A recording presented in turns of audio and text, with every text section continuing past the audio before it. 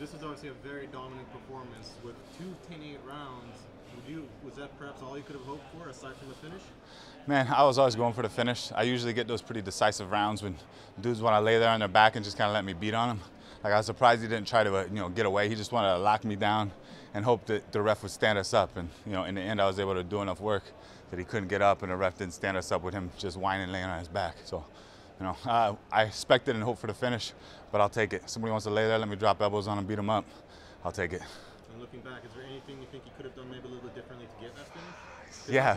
He's a tough guy to finish. Oh, dude, extremely tough. I would have liked to stand up more. I know I hit him with some of those right hands early on. I don't think he expected me to throw any punches, but I hit him with 2 or 3 right hands, just kind of looking for the shot, but I could feel him kind of zap a little strength when they come wrap around his ear and get him. So I would have liked to stand up a little bit more. And you're going to see more of that in the next fight. I was a little under the weather for this one, especially when I started cutting the weight. I started getting sick again, which is a terrifying feeling. But at the end of the day, I would like to work more stand-up, look for the finish, and then get a little more aggressive with my ground and pound and try to finish him with some elbows and strikes there. But like you said, Camozzi's a tough dude. I don't want to gas myself out just going for the elbows, going for the finish early on. A couple of wins for you now in Europe. I like Europe. I'm going to have the coaches like, man, I don't want to come back here. I'm getting too tired. You can't do this to me. But no, I love Europe, dude. I love seeing the people. That was my biggest compliment about coming here is, oh my God, I love seeing the different people, the different body language, what they eat, how they interact. So I love Europe. We've got quite a few events coming up there, Glasgow, Rotterdam, Gdansk. Anything in particular? What are you saying? Where should I go? Yeah. Where do I need to visit next? That should be the question. Well, everyone loves Rotterdam. Rotterdam. Good fans out there. They're going to yell, give me some shit, drink a pint afterwards. All right. We'll have to see about Rotterdam. What's the date?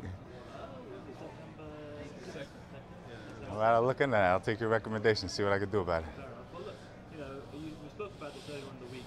Chris Camozzi, 6 years your junior, but he's got twice the amount of pro fights. He's going to start his career a little bit later.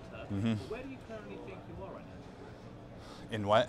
Where do you currently think you are in terms of your career progression? Damn. Considering you started late, I'm in my infancy. I really wasted some of the early years just being a big, strong, tough guy where, dude, I got into Strikeforce, I think, on my 3rd or 4th fight. So I've been here for almost my entire career in Strikeforce and UFC. And I went in there just being a dude that lifted weight. I was a mutt off the street with a little wrestling background that lifted weights and liked to go out there and try to punch people. So I'm just getting down with Trevor Lally and their camp down there in Arizona.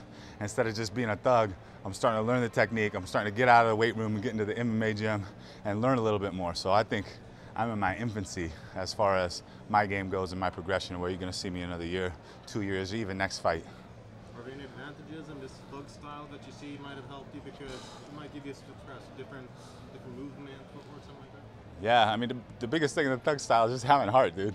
Going out there feeling like shit, but like, no, you ain't gonna get away. No, I'm gonna get that takedown. I ain't gonna give up. That's my strongest thing. Other than my strength and whatever little athletic, advantages I have, it's I don't want to give up. I don't care if I feel like crap. You're gonna get your ass beat, and I'm gonna be a hard dude to put away.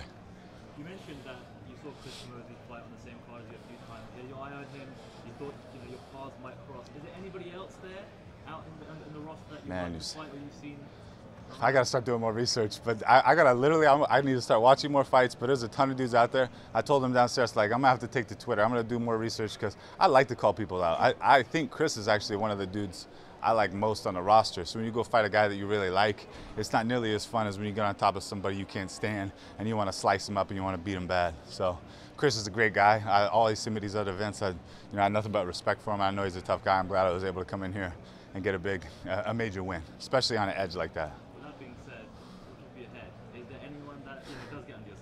God damn, under my skin. Now I'm pretty damn easy going, but I'm gonna change that up a little bit. I'm gonna bristle up and find somebody that's talking shit that I get after a little bit. Chris Camozzi has been known to have good grappling, but it was said that his grappling was underrated because he was fighting guys like Jacare. Yep. What's your comment regarding that? I don't know. I think he could have shown more tonight. I think he was content to lay on his back and hope that the referees would stop us up. I wish he would have tried to show more offense, try to do more things, because that would have opened up for me from the top to land elbows, to look for submissions, instead of just trying to get my arm free and get rid of the underhook that he was trying to clamp down onto. If you got jiu-jitsu, start to throw it, What would be your dream fight next? My dream fight? dude, I'm gonna fight this whole flight home so I get home and hug my baby boy. And then, like I said, I have to take to Twitter. I haven't been on my Twitter forever, but I have to start socializing with fans. I'm sure people are gonna, oh, why'd you ground and pound this, and talking shit and saying great job, way to whip his ass. But I need to start getting in there. I want to interact more with the fans. And like you said, I want to watch more fights and see who the major assholes are out there that are talking shit and deserve to get beat up. Thanks, brother. To end on. Yeah. Thanks, guys. Thank you. Congratulations again.